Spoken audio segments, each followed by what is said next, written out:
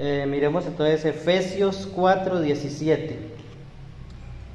Esto pues digo y requiero en el Señor, que ya no andéis como los otros gentiles, que andan en la vanidad de su mente, teniendo el entendimiento entenebrecido, ajenos de la vida de Dios por la ignorancia que en ellos hay por la dureza de su corazón, los cuales, después que perdieron toda sensibilidad, se entregaron a la lascivia para cometer con avidez toda clase de impureza.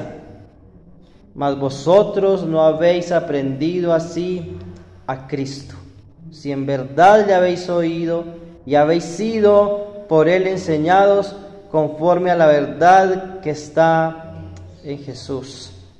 En cuanto a la pasada manera de vivir, despojaos del viejo hombre que está viciado conforme a los deseos engañosos.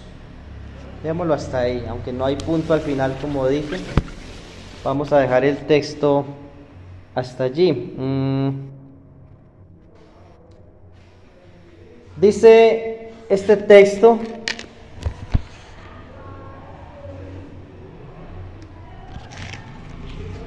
esto pues digo y requiero en el Señor.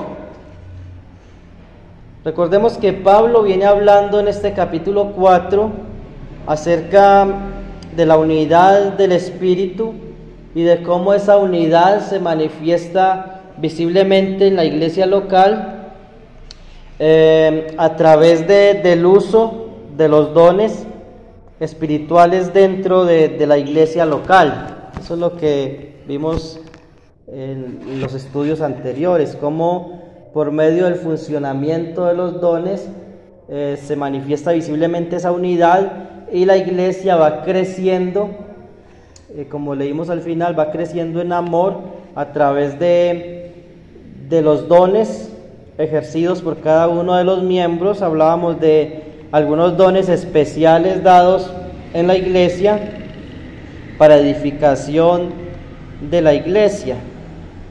Ahora, cuando comenzamos a mirar desde el versículo 17, nos comienza a hablar, y algunas Biblias o algunas versiones tienen el título La vida nueva en Cristo. Entonces comienza a hablar de cómo es una persona que no tiene a Cristo y cómo debe ser una persona que tiene a Cristo. Y a un versículo clave, que es el versículo 20, mas vosotros no habéis aprendido así a Cristo.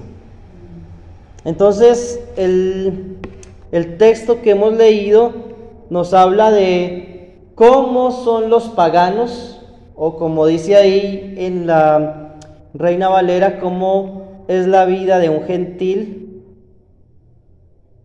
o un pagano, o alguien, en otras palabras, alguien que no tiene a Cristo. Dice el versículo 17: esto pues digo y requiero en el Señor, que ya no andéis como los otros gentiles, y la expresión es los otros gentiles.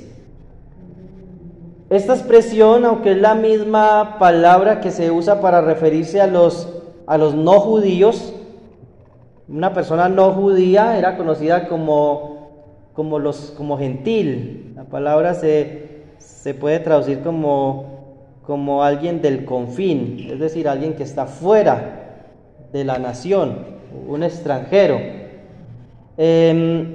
Pero a veces en las escrituras este término, aunque es la misma palabra, se usa para las personas incrédulas. Pero es interesante que aparece también la palabra otros, ¿cierto? Os digo que ya no andéis como los otros gentiles. Porque si bien recordamos, la iglesia en Éfeso era mayormente gentil. Sus miembros, la mayoría de ellos, eran gentiles que se habían convertido a Cristo. Había también un número considerable de judíos, y esa era la razón por la que había esa división entre judíos y gentiles, y pues esto guía, el Espíritu Santo guía a Pablo a escribir el capítulo 2 precisamente para explicar lo que es el pueblo de Dios en el nuevo pacto, ¿cierto? Que ya no hay divisiones, sino que ahora somos uno en el Señor Jesucristo. Y entonces Pablo, cuando dice que no andéis como los otros gentiles, se está refiriendo a los paganos. De hecho, la palabra encierra a los incrédulos o a los paganos o a los inconversos, quien quiera que sea. Porque no solamente los inconversos gentiles vivían de la manera que Pablo explica ahí, sino que también muchos judíos también vivían de la misma manera, o incluso podía en algunos casos ser peor. Es un requerimiento. Pablo dice, y me gusta mucho como dice la Nueva Traducción Viviente: con la autoridad del Señor digo lo siguiente. Con la autoridad del Señor digo lo siguiente. Por eso dice, esto digo y requiero en el Señor. Ya, yo no vengo aquí a hablar de parte mía. Yo no vengo aquí a darles mi opinión. Yo no vengo aquí a darles una charla moralista. Yo no vengo aquí a moralizar la iglesia, dice Pablo. Esto lo digo con autoridad. Por eso aparece esa palabra requiero. Y apunta a eso, a la autoridad de alguien que está hablando. Y recuerden que todos los escritores bíblicos hablaban con la autoridad de Dios. Y con esa autoridad es que cada predicador y cada uno de nosotros que hablamos del Señor debemos hablar con la misma autoridad. Y esa autoridad viene y se nos es dada a la medida que nosotros hablemos de acuerdo a las Escrituras. Por eso Pablo dice en 2 Corintios 2:17, como de parte de Dios, y el texto completo es: no somos como muchos que medran falsificando el Evangelio, sino que como delante de Dios y de parte de Dios hablamos. ¿En quién? En Cristo. Entonces la autoridad en Cristo la tenemos a la medida que nosotros seamos bíblicos. Si no somos bíblicos, podemos hablar muy duro, podemos hablar con mucha propiedad, con mucha firmeza, pero si no estamos hablando la palabra de Dios, ahí no hay autoridad, ¿cierto? En el mundo es así. En el mundo tiene autoridad una persona que sea elocuente, una persona que sea inteligente, una persona que tenga un cartón de alguna carrera, que tenga un doctorado. Esos son los que tienen autoridad en el mundo, y uno ve que hoy día muchos tienen autoridad porque tienen un cargo, un puesto grande en el gobierno. Lamentablemente usan mal su autoridad, pero en Cristo o en los caminos del Señor la autoridad viene es por la palabra del Señor, por la palabra del Señor. Entonces Pablo, después de que dice que es un requerimiento o que es algo que está diciendo con autoridad, pasa a decirles: ya no anden. Recuerden que esa palabra andéis apunta a una manera de vivir, lo vimos al inicio del capítulo.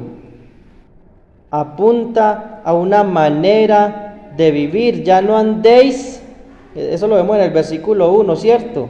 Yo pues, preso en el Señor, os ruego que andéis. Andéis como es digno del llamamiento con que fuimos llamados, o de la vocación con la que fuimos llamados. Pero aquí dice: ya no andéis. Primero hay un llamado a andar de acuerdo a lo que somos. ¿Qué somos?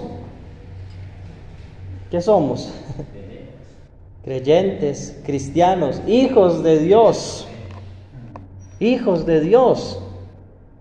Entonces, el llamado es a sí andar de acuerdo a lo que somos y no andar como lo que éramos antes.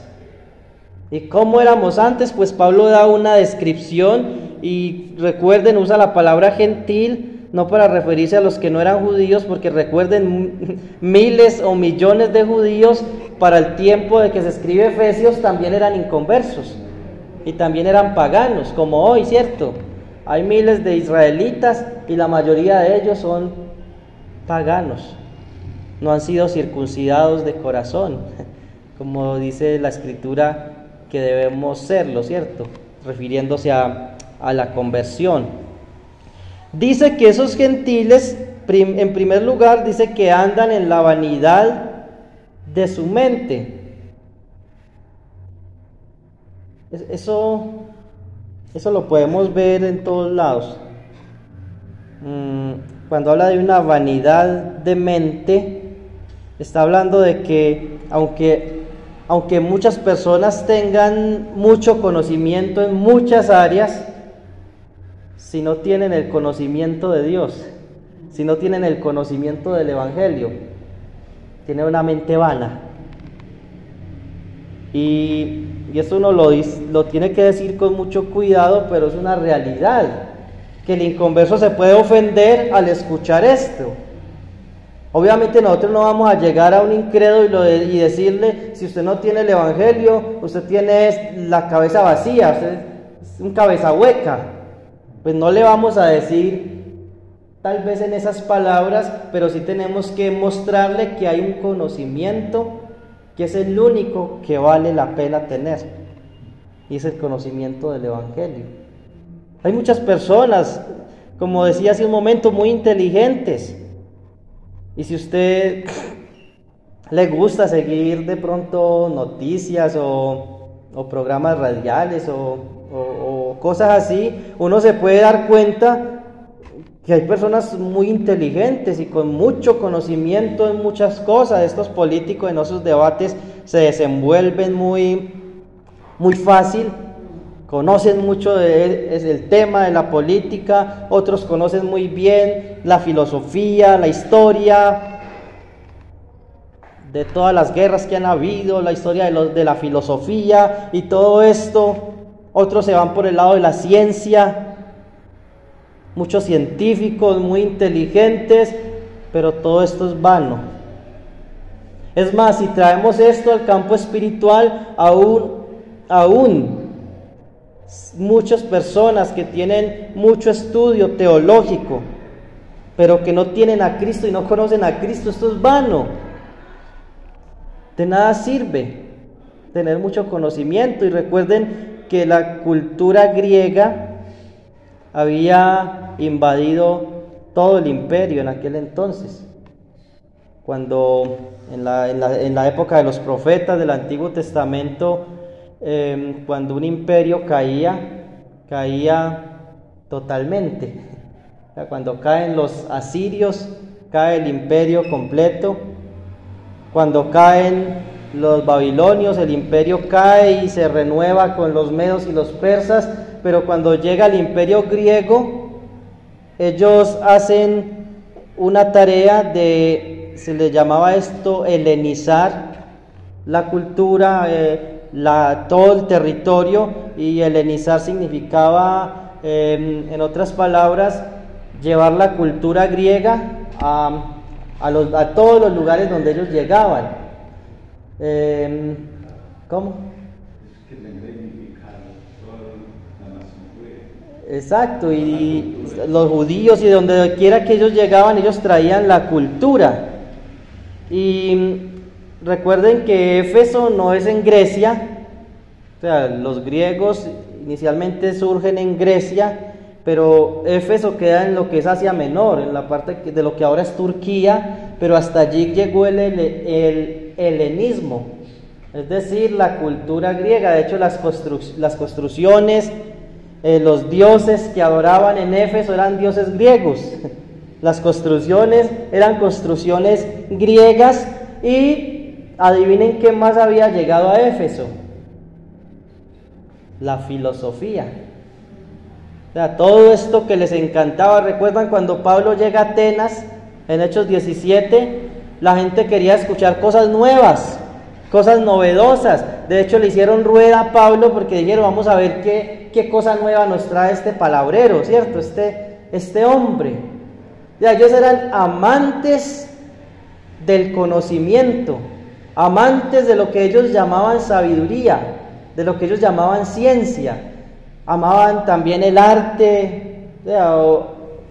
La gente del siglo XXI se cree la gente más sabia, más inteligente que ha existido y que ha pisado esta tierra, cuando es lo contrario. Tal vez es la generación más ignorante que ha habido por muchos siglos, porque en el primer siglo la gente realmente amaba el conocimiento. Pero Pablo dice, ellos andan en la vanidad de su mente. ¿Recuerdan qué significa la palabra vanidad? Vaciedad, ¿cierto? Algo vano, es algo que es vacío, ¿cierto? Los que trabajan con café, los que trabajamos con café, sabemos que el café vano no vale y no pesa. ¿Por qué? Mera cascarita. Vano. Así es la mente, hermanos, así es la mente de una persona que no tiene a Cristo, así tenga 4 doctorados en la pared.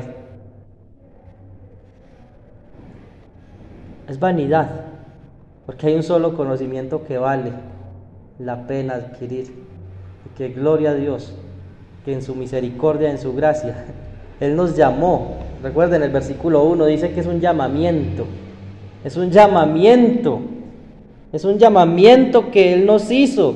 En otras palabras, nosotros no hicimos nada, Él nos escogió, murió en la cruz por nosotros, nuestro Señor Jesucristo, y nos llamó. Por eso el versículo 1 es importante que lo tengamos en mente al estudiar estos otros versículos. Os ruego que andéis como es digno del llamado que recibimos del Señor. En otras palabras, os ruego que anden como cristianos. Y recuerden que la palabra andéis implica una manera de vivir. Una manera de vivir. Que toda nuestra vida sea como cristianos.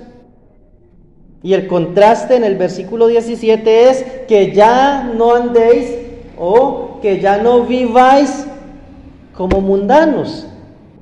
Usemos las palabras claras, porque son las palabras las que nosotros usamos. Yo no les voy a decir, hermanos, no anden como gentiles. Es la palabra que se traduce aquí, pero la idea es, no anden ya como mundanos. Hay una palabra que yo escuchaba mucho cuando estaba pequeño, cuando estaba muy joven, que pues todavía la escucho, pero ya no tanto, y que se está perdiendo lamentablemente, y es la palabra mundanalidad. ¿Han escuchado la palabra mundanalidad? ¿Qué es la mundanalidad? En otras palabras, es amar el mundo, vivir de acuerdo a cómo vive el mundo. Y recuerden que cuando hablamos del mundo nos estamos refiriendo a este sistema de personas incrédulas, manejado por el mismo diablo, porque dice la Escritura que él es el Dios de este siglo, con minúscula, ¿cierto? Dice 2 Corintios 4:4, él es el Dios de este siglo. Y el mismo Efesios dice, creo que es en el capítulo 2, versículo 2, que el diablo es el príncipe de la potestad del aire, espíritu que ahora opera ¿en quién? En los hijos de desobediencia. ¿En quién opera Satanás? En el mundano, en el inconverso, en el incrédulo, en el que es hijo de desobediencia, que también dice que ese que es hijo de desobediencia, dice el versículo 3 al final, es hijo de ira. Es hijo de ira, porque la ira de Dios se derramará sobre todo aquel que haya rechazado el evangelio de nuestro Señor Jesucristo. Entonces, la mundanalidad tiene que ver con amar el sistema controlado por Satanás. Pero aquí Pablo nos lo pone de una manera más clara de ver, y es, refiriéndose a esos mundanos o a esos inconversos, dice, andan en la vanidad de su mente. Ahora, recuerden que hablamos de sabiduría, de conocimiento, pero no es solo esto, porque hay mucha gente que no es inteligente,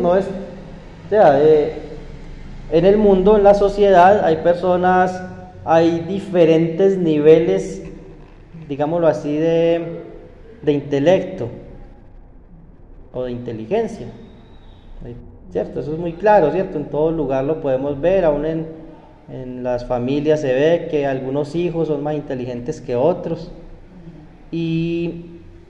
pero esto no libra a nadie, porque sea usted inteligente o intelectual o no. Si usted no tiene a Cristo, si una persona no tiene a Cristo, tiene la mente vana, porque lo que piensa que está bien, sin serlo, pues, es una mentira, es una vanidad. Hay mucha gente que, como dice Isaías, le dicen a lo bueno malo y a lo malo bueno. ¿Sí o no? ¿Ve? ¿Cómo es? Le dicen a lo malo lo llaman bueno y a lo bueno malo. Y hay un ay, ¿cierto? Ay. ¿Por qué digo esto? Porque hay muchas personas que son muy religiosas y piensan que están bien, ¿cierto? Hay muchas personas que piensan que por rezar todos los días el rosario 5 veces van directicos al cielo. Otros piensan que por pertenecer a cierto grupo secta, como los Testigos de Jehová, los Adventistas o los de la Pentecostal Unida de Colombia, están en el grupo correcto y eso les asegura una entrada al cielo. Y muchos de ellos son sinceros. Muchos de ellos son sinceros, pero como decía un hermano, están sinceramente equivocados. Todas estas personas que son engañadas andan también en la vanidad de su mente, porque están convencidos de que algo que ellos están creyendo es la verdad, cuando no lo es. Entonces están llamando a lo malo bueno. Y dice la Escritura en varios lugares, hay camino que al hombre le parece derecho, pero su fin es de muerte, de perdición.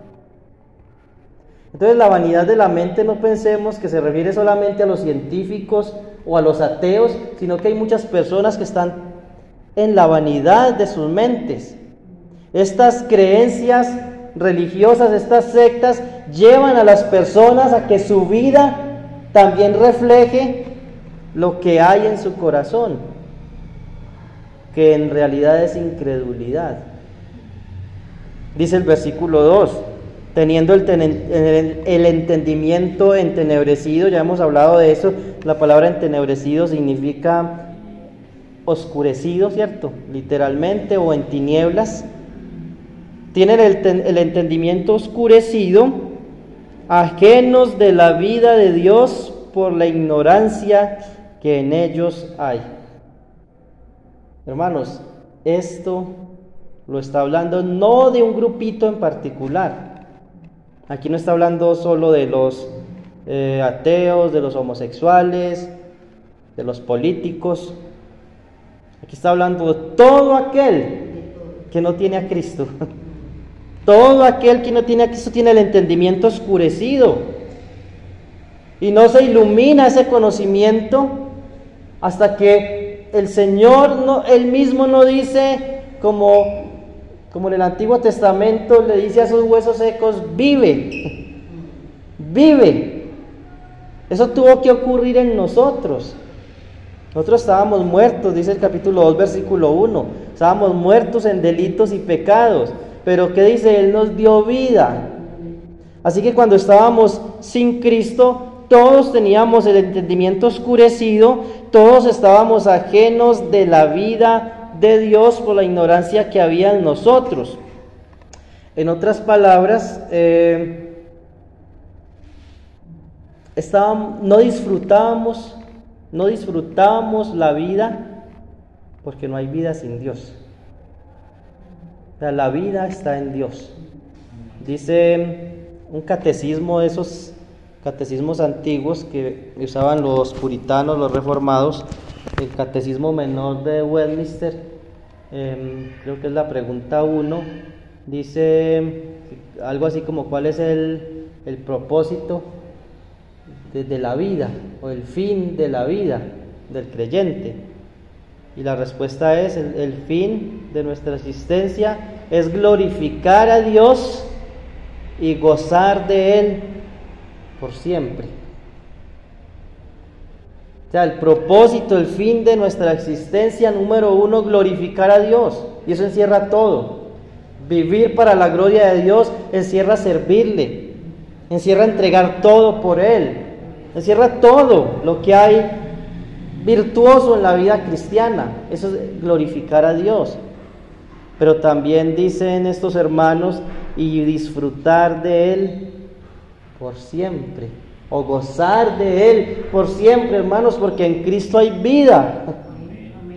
En Cristo hay vida y no cualquier tipo de vida. Dice la Escritura, Él dice el Señor Jesucristo, no recuerdo el texto en este momento, pero Él dice, yo he venido para que tengan vida, creo que es en Juan 10, para que tengan vida y para que la tengan en abundancia. La idea no es que vamos a vivir 200 años en esta tierra. Hay muchos cristianos fieles que han muerto a los 30 años o menos. Un misionero a los indios Piel Rojas, David Brainerd, no sé si lo han escuchado, murió de 29 años y dejó un legado tremendo. Otro hombre apellido McChain también muere a los 29 años, pero dejó libros, dejó un legado tremendo a esa edad. Otros también han muerto muy jóvenes.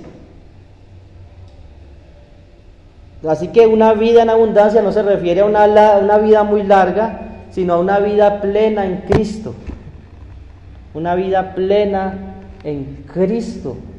Hermanos, qué bendición es saber, qué bendición es que usted sepa que si hoy se muere, va a estar con el Señor. Que si hoy viene el Señor, y hoy puede venir el Señor, que si hoy viene el Señor, usted va a estar siempre con Él. Dice la Escritura, ¿cierto? En 1 Tesalonicenses 4:18, y así estaremos siempre con el Señor. Seguridad. ¿No es cierto que hay muchas sectas que son muy sectarios, valga la redundancia, que son muy estrictos en muchas cosas, pero no tienen seguridad? ¿Ha llegado a hablar usted con un pentecostal de la Unida, unitario? Eso no es vida. Saber que si usted salió de la casa y tuvo un mal pensamiento y lo atropelló un carro, perdió la salvación. Eso no es vida. ¿Cuántas veces al día pierde un hombre de esos la salvación? O sea, según su teología, su falsa teología, un hombre, una mujer de este grupo pierde la salvación varias veces al día. ¿Sí o no? Los que han hablado con ellos conocen su enseñanza. Eso es vida. Eso no es vida. Así que no solamente los desenfrenados paganos en las cantinas, en las discotecas, están ajenos de la vida de Dios porque no disfrutan a Dios, sino que muchos religiosos tampoco están viviendo. No tienen vida, de hecho no tienen a Cristo, porque niegan al Hijo o al Padre. No sé, alguno de los dos lo están negando, lo mismo que los testigos de Jehová.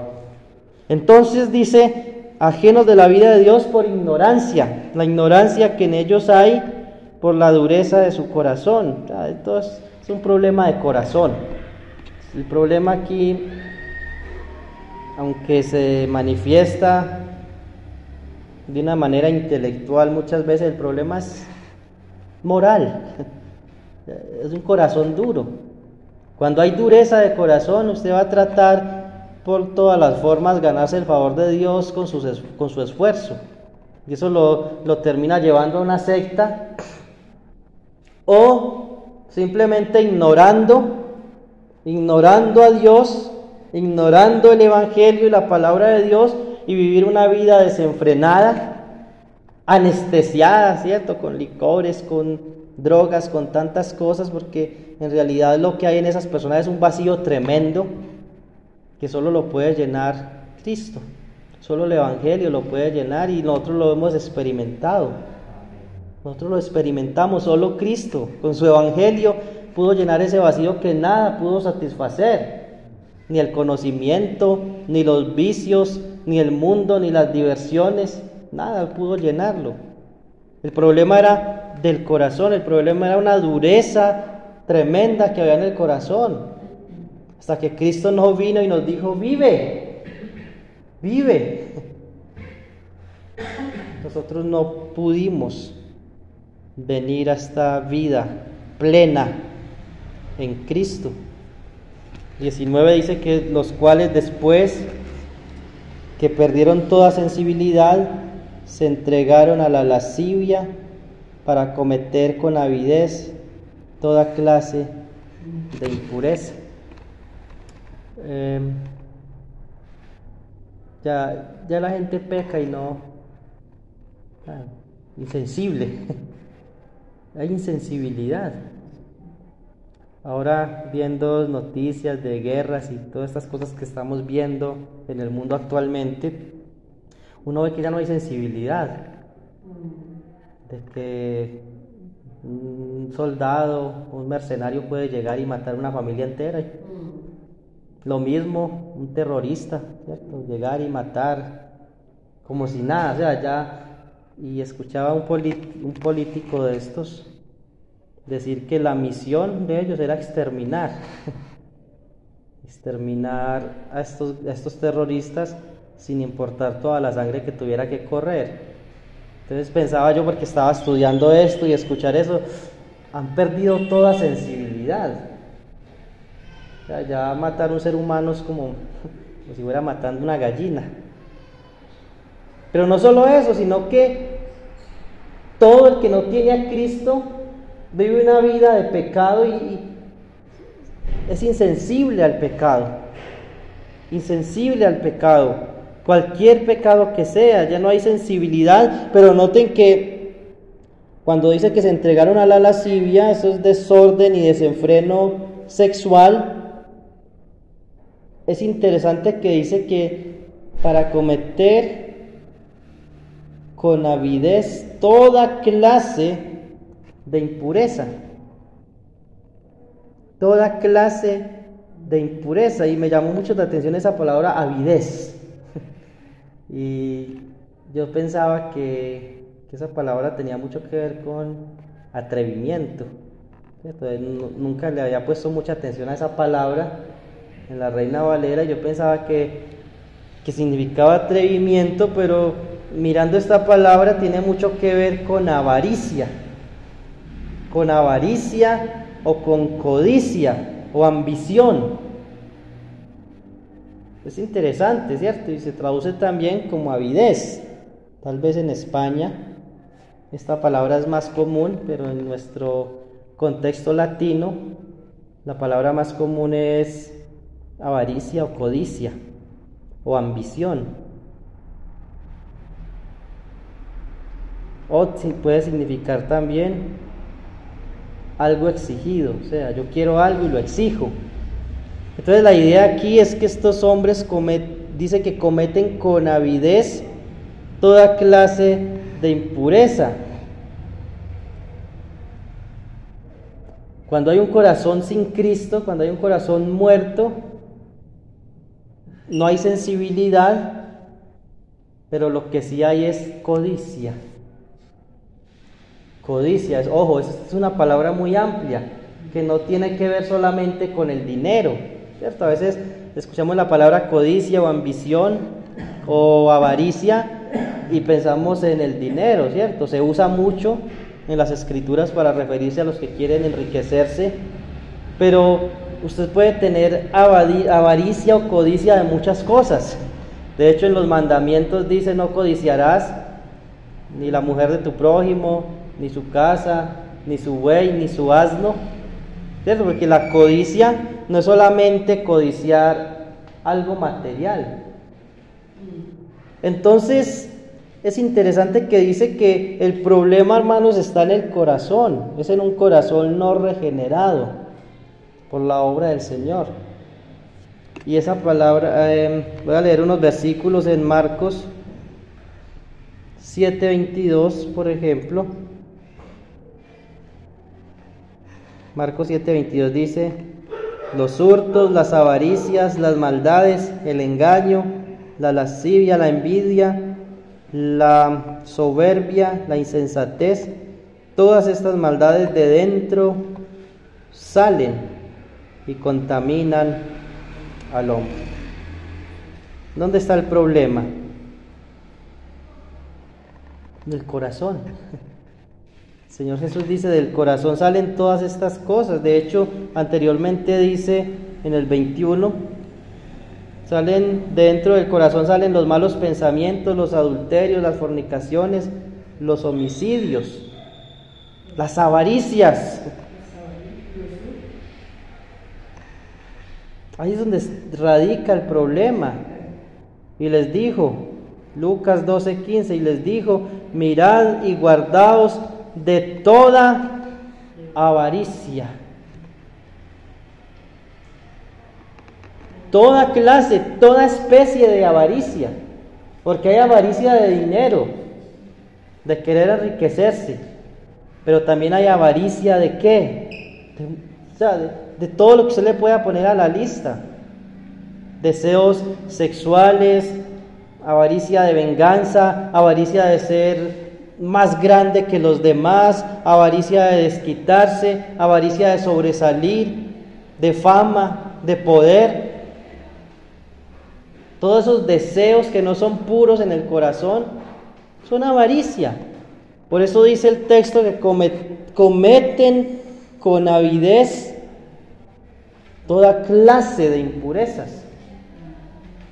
Hay avaricia por toda clase de impurezas. Hay un texto que dice: guardaos de toda especie de mal. Toda especie de mal. Y muchos otros textos hablan del problema que hay en el corazón y cómo la avaricia juega un papel muy importante en esto. De hecho, Pablo, cuando está hablando en Romanos capítulo 7, hablando del uso de la ley, él dice: yo no conociera la codicia si la ley no dijera, no codiciarás. Hermanos, porque de ahí parten todo tipo de pecados.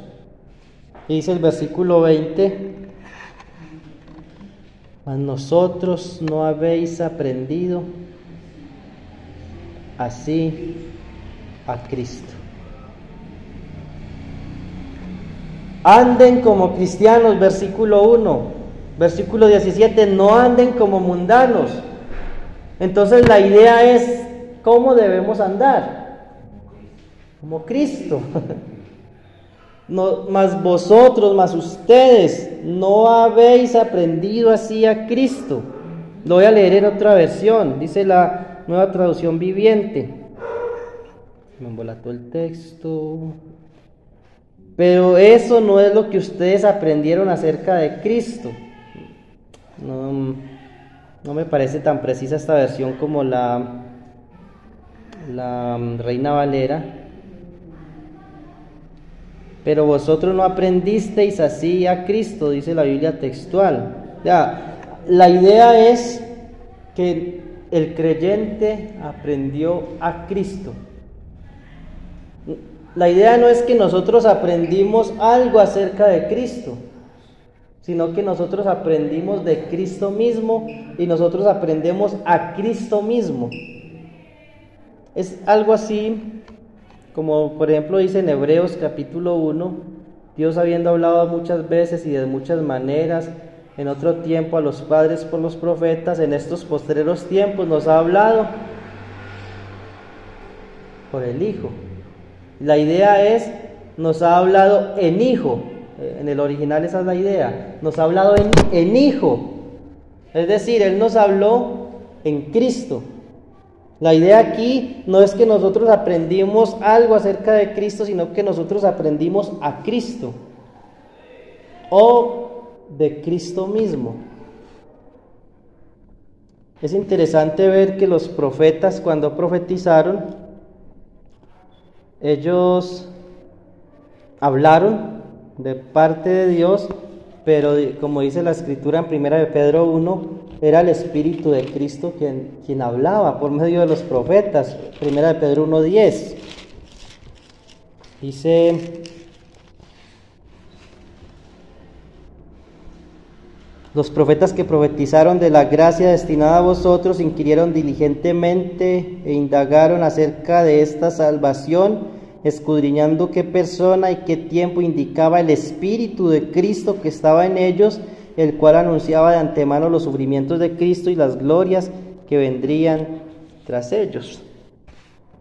La idea es que cuando los efesios reciben el Evangelio, cuando ellos reciben la palabra de Dios, ellos estaban recibiendo, sí, la palabra de Cristo, pero era el Espíritu de Cristo mismo enseñándoles a ellos.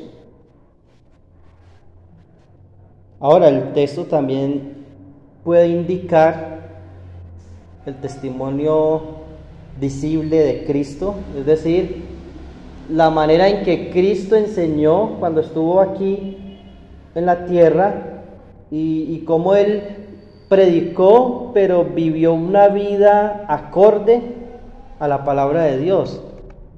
En otras palabras, vivió una vida irreprensible, vivió una vida perfecta. Y esa es la vida que nosotros debemos vivir. Ese es andar conforme a la vocación con que fuimos llamados, imitar a Cristo. Es interesante que cuando empieza el capítulo 5 de Efesios, ¿qué dice? Sed imitadores de Dios. Sed imitadores de Dios. ¿Qué aprendemos de Cristo? Bueno, todos sabemos lo que Él nos enseña, no solo en los evangelios, sino lo que Él nos enseña en su palabra. Como dice Colosenses 3:16, ¿cierto? Lo sabemos de memoria. La palabra de Cristo more en abundancia en vosotros, enseñándoos y exhortándoos unos a otros en toda sabiduría, cantando con gracia en vuestros corazones al Señor con salmos e himnos y cánticos espirituales. Es interesante que dice la palabra de Cristo. Así que ¿cómo aprendemos a Cristo? Por medio de su palabra, pero no solamente aprendemos cosas del Señor, ¿cierto? Hay muchas cosas que sabemos del Señor, que nació en Belén, que fue profetizado por los profetas del Antiguo Testamento, que fue conocido en Nazaret, que su ministerio es en Judea, en Galilea. Muchas cosas que sabemos de Él, pero ¿es suficiente saber de Él? Hay mucha gente afuera que sabe de Él. De hecho, estos gentiles o estos incrédulos, estos paganos, hay muchos que saben acerca de Jesús. Y en nuestra cultura, usted va de casa en casa evangelizando y mucha gente sabe algo acerca de Jesús. Tiene un cuadro con una imagen que según ellos es de Jesús. Tienen una cruz. Tienen algunos libritos o cosas, catecismos. ¿Pero es esto suficiente? No, porque no viven como Cristo. No viven como Jesús. No han nacido de nuevo, no hay vida en ellos, no la hay. Por eso vemos un contraste aquí. Andéis, viváis como cristianos y no vivan como los incrédulos. Por eso dice el versículo 21, si en verdad habéis oído y habéis sido por Él enseñados conforme a la verdad que está en Jesús. Por eso les decía, es aprender de Él, acerca de Él y de Él, y por Él. Aprendemos por la Escritura acerca de Jesús, aprendemos por la Escritura cómo es Jesús para vivir como Él.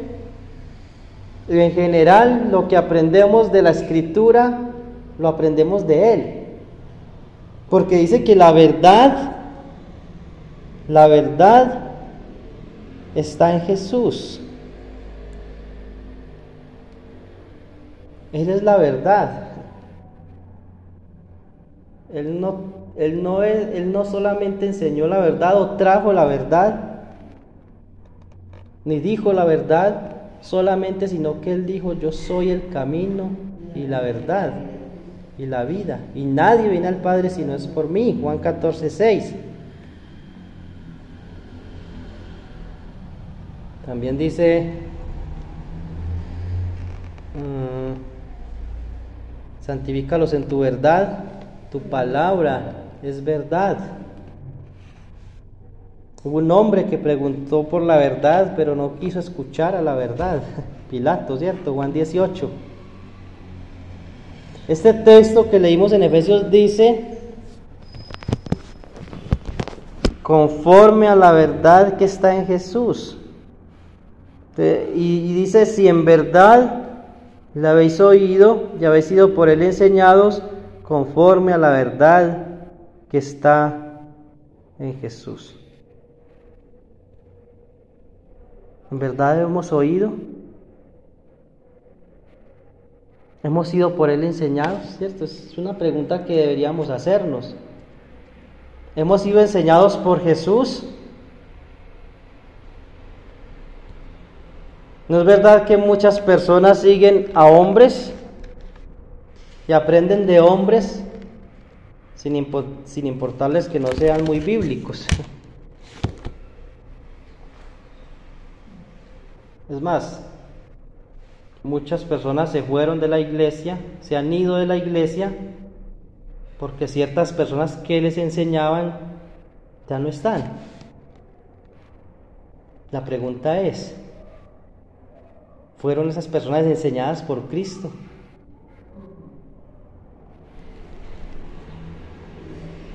¿Oyeron a Cristo esas personas? Pues si hubiesen sido enseñadas por Cristo, si hubiesen oído a Cristo, no estarían hoy como lo que leímos acerca de estos gentiles. Y recuerden, la idea es: esto digo y requiero en el Señor, que ya no andéis como los otros gentiles. Ya no. Por eso no termina el texto, pero por eso dice el versículo 22: en cuanto a la pasada manera de vivir, despojaos del viejo hombre que está viciado conforme a los deseos engañosos. Aquí no dice vístase del nuevo hombre solamente, pero lo dice, ¿cierto? Sí lo dice. El problema es que muchas personas que dicen ser cristianas, que profesan fe en el Señor Jesucristo, se quieren vestir del nuevo hombre. En otras palabras, quieren ser cristianos sin quitarse el viejo hombre. Y la idea es despojarse. Es despojarse. Hay un texto en el Antiguo Testamento, no lo apunté, si alguien me ayuda a buscarlo, que habla de: mudará el etíope su piel, o el leopardo se podrá borrar las manchas. Voy a ver si lo encuentro aquí rápidamente.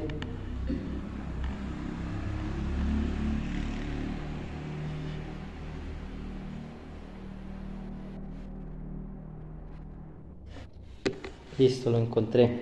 Jeremías 13:23. Mudará el etíope su piel y el leopardo sus manchas. Así también podréis vosotros hacer bien estando habituados al mal. Hermanos, la idea de lo que leemos en Efesios 4:22, y en el próximo estudio vamos a ampliar más esto del viejo hombre y del nuevo hombre, pero la idea es que un cristiano usando esta terminología, un cristiano es aquel que ha cambiado de piel. Porque si no cambiamos de piel, o sea, el texto dice, ¿mudará el etíope su piel? Ya, eso era imposible. ¿Y el leopardo sus manchas? ¿Cómo? La única manera de que el etíope no se vea de piel negra, de que el leopardo no se vea con manchas, es que despojarse de la piel completa. Esa es la única forma. Por eso dice, así vosotros podéis hacer bien estando habituados a hacer el mal. Porque muchos que dicen ser cristianos no cambian. Y dicen, no, es que yo sí creo en el Señor, yo sí soy creyente, pero no, yo no soy capaz de dejar el aguardientico, yo no soy capaz, pero yo sí creo. No ha cambiado de piel, usando esta metáfora, no ha cambiado de piel. No se ha despojado. Es como uno despojarse de un vestido, pero la idea es mucho más profunda, es desarraigarse de una vida antigua, de una antigua naturaleza. Muchos que dicen ser cristianos y viven en las mismas cosas que vivían antes. Es que cuando yo no era cristiano, yo me emborrachaba y yo bailaba, pero dice que es cristiano y siguen las mismas. No ha pasado nada. Hermanos, por ignorar esto, es que ha salido la teoría del cristiano carnal. ¿Han escuchado la teoría del cristiano carnal? Es una teoría. ¿Qué es una teoría? Algo que alguien se inventó y que acomodó algunos textos bíblicos para decir que usted puede ser cristiano, pero puede ser carnal. O sea, dentro de la iglesia hay cristianos espirituales y cristianos carnales. Eso es falso.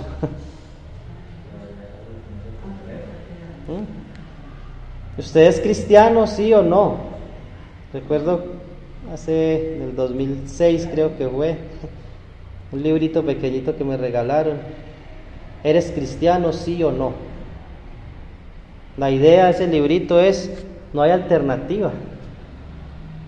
O estás adentro o estás fuera. O como dice el Señor Jesús en Apocalipsis 3, y que hablábamos ahorita de que hay frío, caliente, pues, lamentablemente hay tibios también, pero la idea no es que ese tibio es una categoría buena. Es más, es peor que ser frío. No es que ser frío sea bueno, pero el tibio recibirá mayor condenación, porque conocía el Evangelio, conocía la verdad, conocía la palabra y aún así vivía como un frío. Eso es terrible, hermanos. Eso es escalofriante pensar en esto. Que muchos en aquel día le dirán, Señor, Señor, pero si en tu nombre hicimos esto. Señor, si en tu nombre me bauticé, si en tu nombre iba a la cena, si en tu nombre predicaba, si en tu nombre servía, si en tu nombre... Nunca os conocí. Nunca cambiaste de piel. Nunca naciste de nuevo. Nunca te despojaste del viejo hombre para entregar la vida a Cristo realmente en arrepentimiento y fe. El texto va a seguir hablando de muchas cosas y cuando lleguemos al capítulo 5 nos podemos ir deteniendo en algunas cosas más en particular. Y incluso en este capítulo 4, pero ya esto lo dejamos para la próxima. Entonces, en conclusión, hermanos, la idea de lo que hemos visto es que debemos vivir como Cristo. Debemos vivir como Cristo, así viven los cristianos. No hay término medio. Y debemos ya no vivir, ya no andar como los otros gentiles que no conocen a Dios. Hermanos, y a veces se nos puede olvidar esto. A veces podemos ignorar esto, porque es que el entendimiento puede estar entenebrecido. Y si hay cristianos que se han dejado engañar por Satanás, pues la palabra del Señor nos está hablando hoy, que podemos venir a Cristo en arrepentimiento. Si ya eres salvo, de todas maneras hay que arrepentirse.